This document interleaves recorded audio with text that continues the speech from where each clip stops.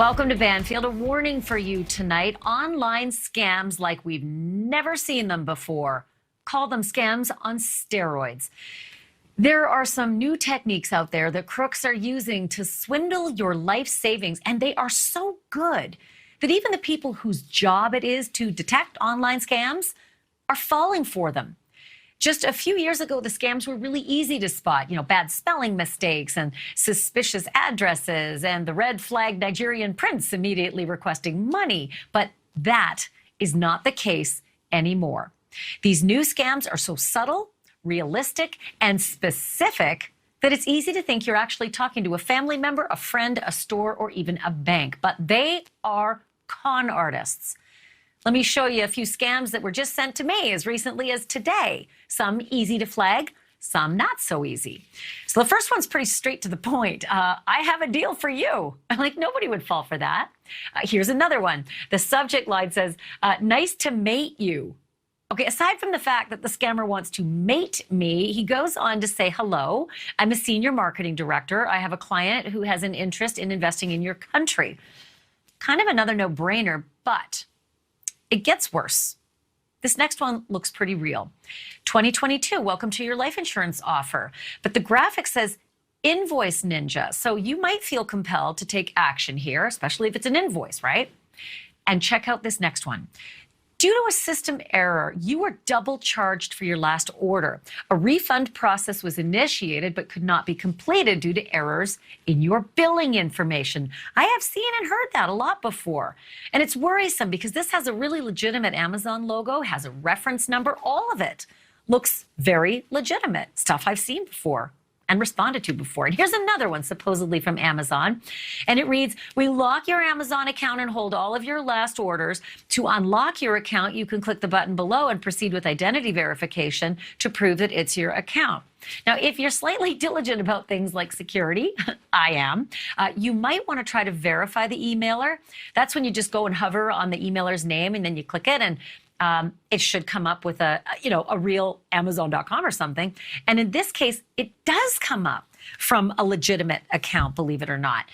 It actually comes up from Amazon.com, which is really stressful. The only thing is it's not from Amazon. It's a scammer.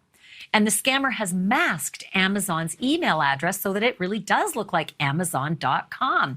It is something that's nearly impossible to decipher. So it's not unreasonable that you might click on that link and enter your login and your password.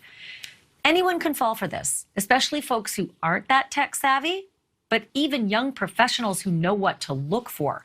I'm joined by Nicole Vowell right now. She is a former news reporter who has covered scams like these for nearly 10 years. And yet she, too, was recently taken for $13,000 in an online scam. Nicole, it's astounding. I can't even believe that it happened to someone like you. What happened and how did it happen?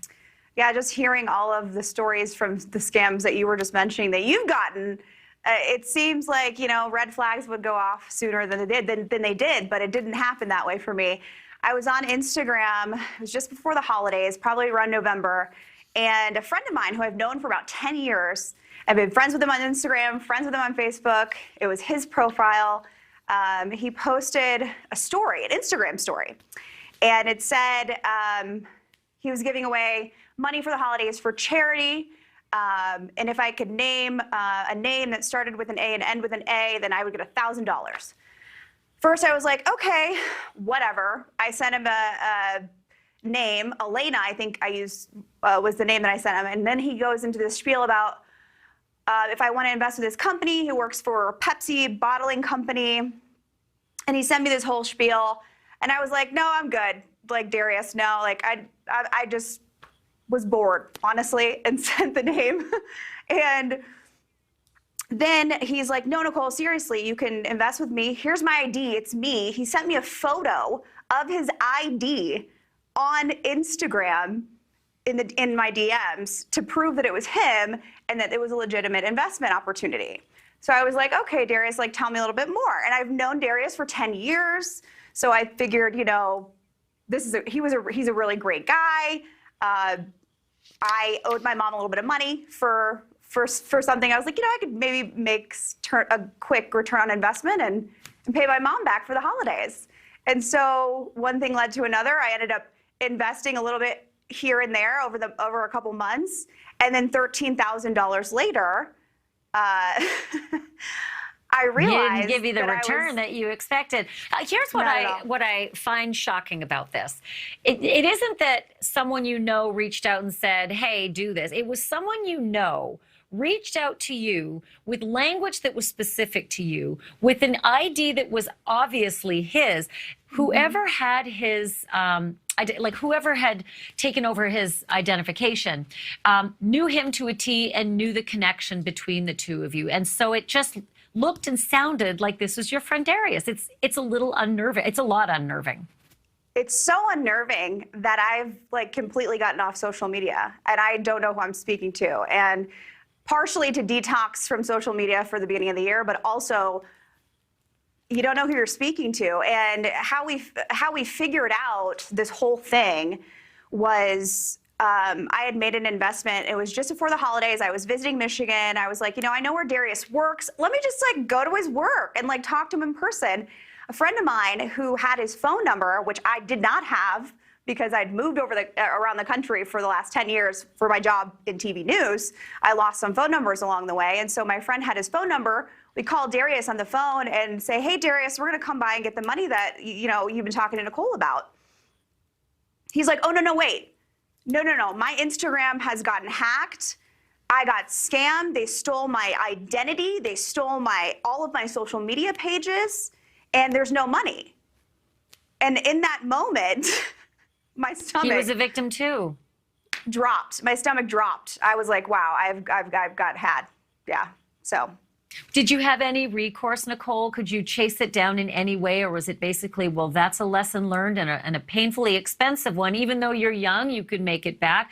I mean, when you're in your 60s, it's not as easy to recover that kind of money.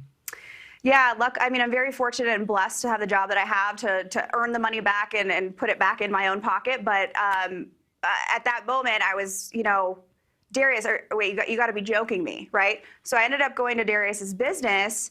And I said, he told me the whole story, showed me his Instagram, showed me how he got had. He told me that he fallen for the same thing and thought that he was talking to one of his friends on Facebook, and then they stole all of his information. And so it was just like a trickle-down effect. And then I said, I got to get the story out there. That's the only thing I can do is help share Nicole, the story. Are you worried that friends of yours are receiving communication from Nicole, making it look very much like you two are, close because they may have received this kind of identity information from you as well, and other friends of yours could be being scammed under your name? I'm actually not worried about that, only because I didn't fall for the scam as far as Darius did. Darius actually sent Darius a link that he offered a lot of his private information, and I did not go that far. So I still have retained all of my social media and all of that. I still own my social media. So I didn't go that far, but I did call the FBI. And what'd they say? Did they say you have any shot at anything other than, we'll look into it, try to catch the guy, but you can kiss that $13K goodbye? Well, I can definitely kiss the $13K goodbye. That's never going to be seen. But I called the FBI, and they're really hard to get a hold of, even though I have connections. So I'm still waiting on a return phone call for them to follow through with the actual report. But I mean, I guess they scammed the wrong person, because I was an investigative reporter for years, and I follow things through. And so, I'm going to be following up with the FBI on this. Well, here's what I love about you, other than how great you are at telling the story, it's that you are telling the story. So many people, they fall inward. They're so ashamed. They're so embarrassed that they fell for this stuff. But there you are, smart, aggressive. You're out there. You get social media. You're online for a living, and it hit you. So you're hitting out there and making sure people hear your story to try to make them realize it's not like it used to be. It's really sophisticated. Thank you for doing this, Nicole. I really appreciate it. Thank you, Ashley. If I could say one more thing, you feel so helpless, and then the only thing you can do is share a story sometimes to make people. I felt like I needed to share the story so other people weren't scammed. That was the only way I could get any type of good feeling out of this. Yeah. Well, And so, you know what? yeah. Coming up, I'm just going to tell the viewers who may feel the same way you do. I have a little secret, but coming up, there's some vengeance that they're going to be able to delight in, and that's just a little tease ahead. But definitely, Okay. I know you feel helpless, but if anything, it's kind of fun to watch some of those scammers really suffer, and we're going to show that in just a few minutes. But thank you for doing this, Nicole. Thank you. Thank you for watching. Click the red subscribe button below so you can get more of News Nation's fact-driven, unbiased coverage.